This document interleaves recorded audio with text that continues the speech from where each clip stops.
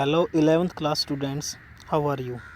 Our today's topic is laws of chemical combination. तो पिछले topic में हमने पढ़ा था क्या कि rounding off and significant figure, that topic was very important. तो आज का टॉपिक हमारा क्या है, लाज ऑफ केमिकल कॉम्बिनेशन।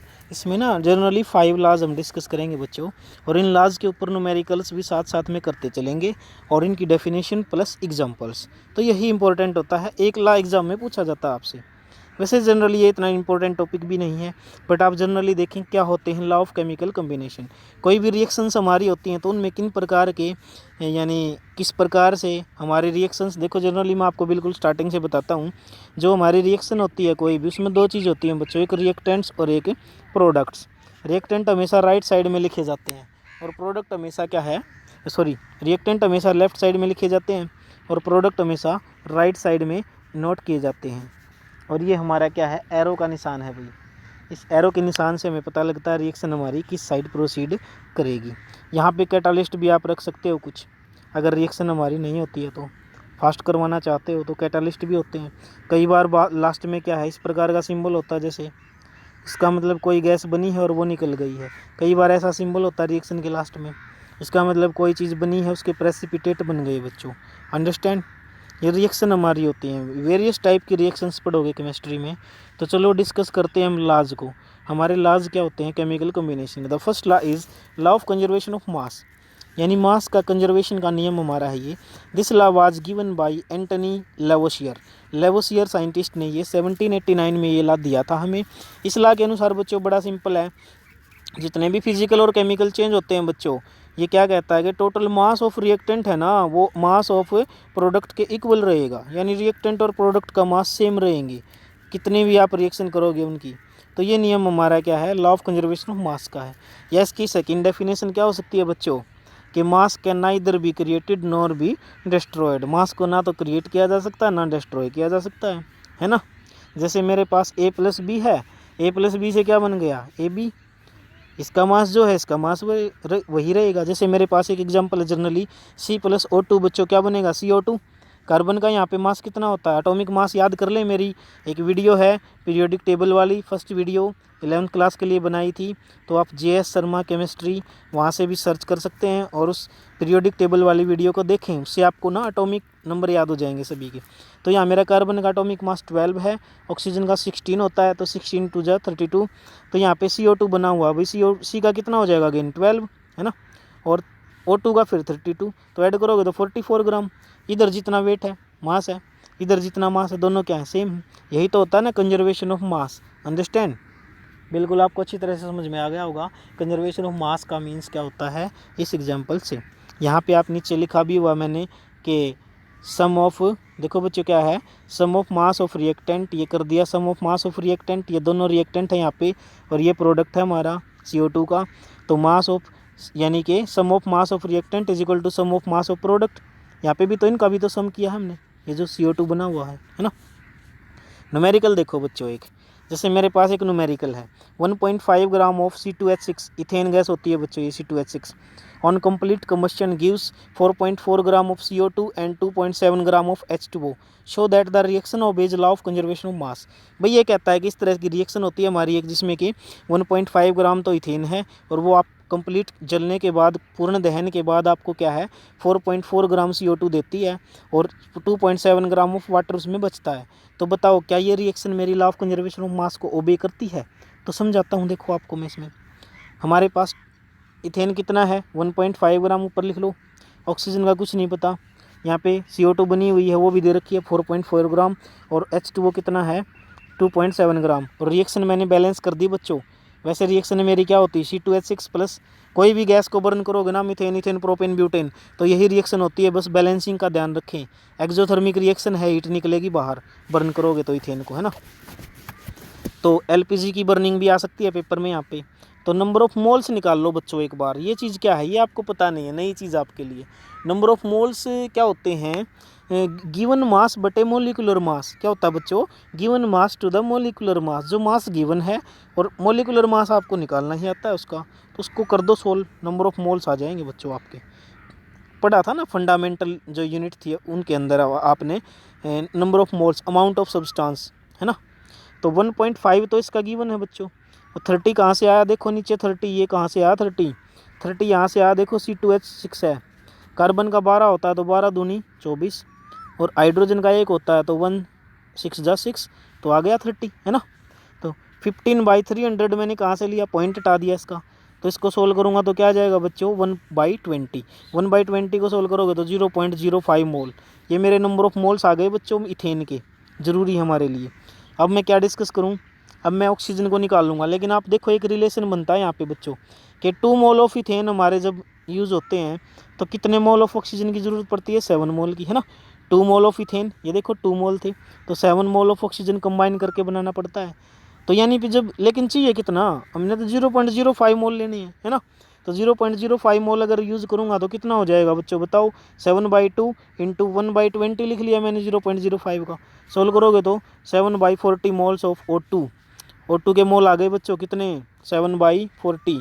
तो नंबर ऑफ मोल लगा दो formula, number of mole mass by molar mass. अब नंबर ऑफ मोल O2 के कितने आ गए, 7/40, ये आ गए ऊपर से, है ना।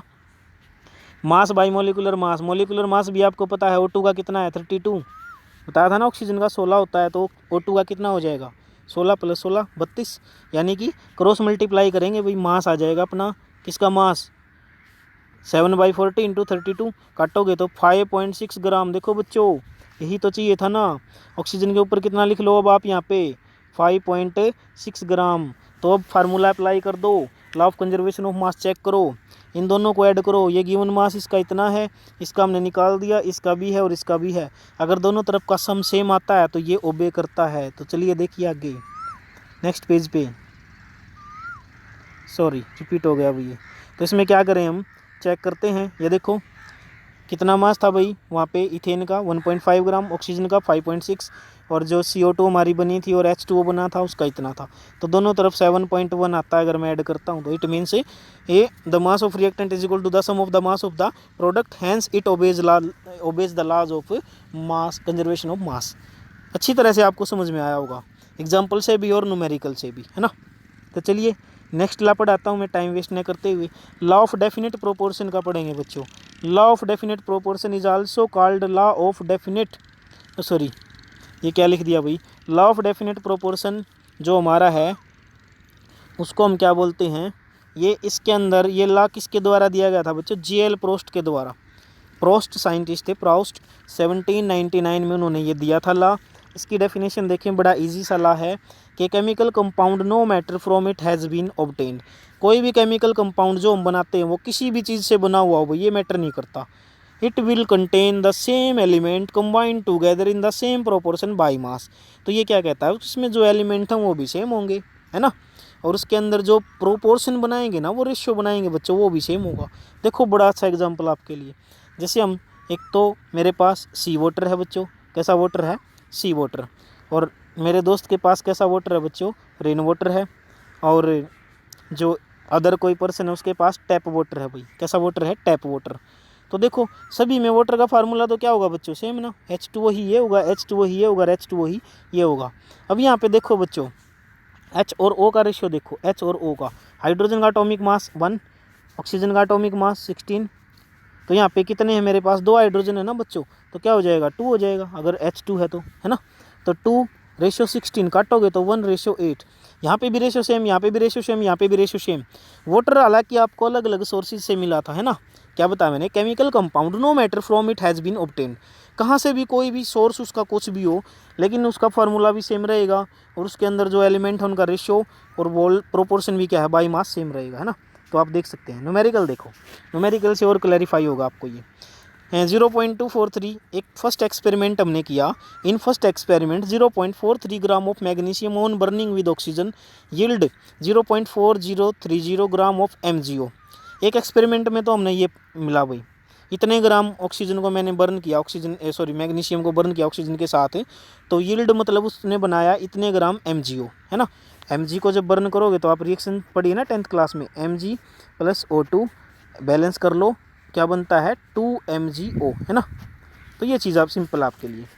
तो आपको क्या कहा, अब दूसरा एक्सपेरिमेंट किया जिसमें 0.182 gram of magnesium burning with oxygen gives 0.302 gram MgO। तो बताओ क्या ये न्यूमेरिकल हमारे लॉ ऑफ डेफिनेट प्रोपोर्शन को ओबे करता है बच्चों, ये बताना आपको है ना। तो चलिए देखते हैं। यहाँ पे क्या है, आप एक टेबल बना ले जिसमें मैग्नीशियम, ऑक्सीजन और MgO लिख ले। कितना मैग्नीशियम था भाई, 0.243 है ना। इसको बीच वाले को भूल जाओ कुछ समय के लिए, इग्नोर करो इसको। कितना MgO बन रहा था भाई, 0.403। तो ऑब्वियस बात है, अगर मैं इसमें से ज़्यादा में से कम वैल्यू इसमें से ये वैल्यू घटा दूँ तो यानी कि मेरा ऑक्सीजन आ जाएगा ना उसमें। इन दोनों के कम्बिनेशन से ही तो बना था ना ये। तो मैं इस बीच वाली वैल्यू को निकाल सकता हूँ, इसमें से ये घटा दूंगा बच्चों। देखो इसमें से ये घटा देंगे, आ जाएगा बीच वाला। ऐसे ही यहाँ पे इतने ग्राम मैग्नीशियम था, इतने ग्राम ये बन गया, इसमें से ये घटा देंगे तो बीच वाला आ जाएगा, है ना। अब क्या करें, एक्सपेरिमेंट नंबर में मैग्नीशियम और फर्स्ट में मैग्नीशियम ऑक्सीजन का रेशियो कितना है आप निकाल सकते हैं बच्चों। मैग्नीशियम की वैल्यू कितनी है, ये रही वैल्यू, है ना। ये मैग्नीशियम की वैल्यू है। ऑक्सीजन की वैल्यू कितनी है बच्चों, ये रही वैल्यू। तो इसको डिवाइड कर दो, एक रेशियो आ गया 1.51 मैग्नीशियम और ऑक्सीजन का। सेकंड एक्सपेरिमेंट में देखो बच्चों, ये इसको डिवाइड करोगे तो फिर भी सेम आएगा। इसको और क्लैरिफाई करना चाहो तो 3:2 हो जाएगा ये, है ना, 3:2। इसका मतलब 5 में से ना 3 तो मैग्नीशियम थे और 2 ऑक्सीजन थे भाई, रेशियो देखोगे तो। और डेफिनेट है ना। सोर्स चाहे कुछ भी हो उसका, लेकिन डेफिनेट प्रोपोर्शन हमारा लास्ट में आया है। चलिए थर्ड लॉ पढ़ते हैं बच्चों, law of multiple proportion. Multiple से आप जान गए हो ना, मल्टीपल बहुत सारे प्रोपोर्शन होंगे इसमें। यानी ये लॉ हमारा किसके द्वारा, डाल्टन के द्वारा दिया गया था 1804 में, 1804 के अंदर। वहन टू, देखो ध्यान से देखना, डेफिनेशन थोड़ी ट्रिकी होगी, थोड़ी सी डिफिकल्ट होगी, बट जब इसके एग्जांपल देखोगे तो डेफिनेशन खुद याद हो जाएगी आपको। When 2 elements combine to form more than 1 compound. जब 2 एलिमेंट कंबाइन करते हैं और कंपाउंड एक से ज़्यादा बनते हैं तो क्या होता है बच्चों, then the different mass of 1 element, क्या कहता है, then the different mass of 1 element which combine fix mass of other element bear a small whole number ratio to one another. देखो बच्चों, जैसे मेरे पास क्या है, जब मैंने 2 एलिमेंट कंबाइन किए, भाई मैं एग्जांपल साथ साथ में रखता हूँ। ये मेरे पास कार्बन, ये ऑक्सीजन, मैंने दोनों एलिमेंट को कंबाइन किया, एक ये और एक ये, दो जोड़े बना लिए बच्चों, है ना। एक बार तो मेरा कंपाउंड बन गया CO2, मोर देन 1 कंपाउंड बनेंगे ना, एक बार बन गया CO। तो उसने क्या कहा है कि then the different masses of 1 element, केवल एक एलिमेंट का जो डिफरेंट मास है ना, कहाँ है डिफरेंट मास, चेक करो एक बार।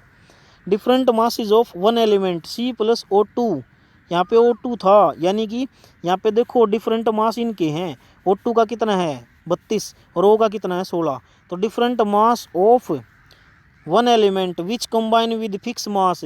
बच्चों ध्यान से देखो, ये किसके साथ कंबाइन है, फिक्स मास वाले के साथ। ये कार्बन दोनों का फिक्स मास है 12-12, है ना। तो ये समझो आप, combine with fix mass of other element. जब इसको अदर के साथ मिलाओगे तो इनका रेशियो क्या कहता है, तो भी इनका रेशियो सिंपल रेशियो रहेगा। वो मैं चेक करता हूँ अभी कैसे, देखो आगे चलो। डिफरेंट मासेज ऑफ, यहाँ देखो डिफरेंट मासेज ऑफ ऑक्सीजन, एक बार 32 था ये रहा, एक बार 16 था नीचे वाले का। Which combine with fix mass of carbon 12, है ना। समझाई है डेफिनेशन आपको। तो बताओ इनका रेशियो क्या रहेगा। अब जो इनका रेशियो आएगा वो क्या आएगा, फाइनली वॉल नंबर रेशियो होगा 32 बाई कितना 16। ये देखो 32/16, 2:1 वॉल नंबर रेशियो हो गया। एक और एग्जांपल देखो भाई समझने के लिए। जैसे मेरे पास एक H2O है, क्या बच्चों, एक H2O है और एक H2O2 है। ये मेरा वाटर होता है, जबकि ये मेरी हाइड्रोजन पेरोक्साइड होती है। H2O2 क्या होता है, हाइड्रोजन पेरोक्साइड। तो यहाँ पे रेशियो कितना है 2:16, हाइड्रोजन का 2, ऑक्सीजन का 16। यहाँ पे कितना 2:32। लेकिन मैं देखो समझाता हूँ, डिफरेंट मासेज ऑफ ऑक्सीजन कितना, ये 16 और ये 32। तो which combine with fix mass of hydrogen 2 है ना। तो वॉल नंबर रेशियो क्या होगा बच्चों, ये वॉल नंबर रेशियो इन दोनों का होता है लास्ट वालों का, 16/32 इनका रेशियो, तो 1/2 यानी वॉल नंबर रेशियो हमारा आ गया, है ना। एक न्यूमेरिकल टाइप का क्वेश्चन है, उससे देखो। यहाँ पे मैंने नाइट्रोजन ऑक्सीजन ले लिया भाई और इससे कुछ कंपाउंड बना लिए। एक बार बन गया N2O, एक बार बन गया NO, N2O3, NO2 और N2O5, अलग अलग कंपाउंड बन गए। देखो चेक करो, 2 नाइट्रोजन है तो 28, नाइट्रोजन का 14 होता है ना एटॉमिक मास, और ऑक्सीजन का कितना होता है 16। इसको देखते हुए चलो बच्चों, तो यहाँ पे कितना हो गया 28, 16। इनको देखते हुए चलो बस, 14, 16, 28, 48, 14, 32, 28, 80, है ना। 5 ऑक्सीजन है तो 16×5 = 80। Now we will fix the mass of nitrogen. अब ये नाइट्रोजन का मास फिक्स नहीं है, उसने कहा था कि फिक्स करो एक एलिमेंट का मास, तब इनका मोल नंबर रेशियो आएगा। तो मैं नाइट्रोजन को फिक्स कर देता हूँ, जहाँ पे 14 है ना नाइट्रोजन, वहाँ पे मैं मल्टीप्लाई कर देता हूँ 2 से, जहाँ पे 14 है। तो ये भी तो मल्टीप्लाई होगा कि नहीं होगा बच्चों? यस। तो यहाँ पे क्या हो जाएगा हमारा, देखो एक नई टेबल आ जाएगी 28 16 28 32, यानी मैंने ये फिक्स कर दिया बच्चों, फिक्स मास हो गया। तो इसने कहा था कि जो दूसरे एलिमेंट का रेशियो है ना वो होल नंबर हो जाएगा। तो आप देखो 16 एकम 16 दूनी 32, 16 तीन 48, 16 चौके 64, 16 पंजे 80 हो गया ना रेशियो। तो ये टॉपिक था बच्चों आज का। I hope you will understand easily. इसको नोट करें कॉपी में, कोई प्रॉब्लम हो तो डिस्कस करें। Thank you, have a nice day, bye bye.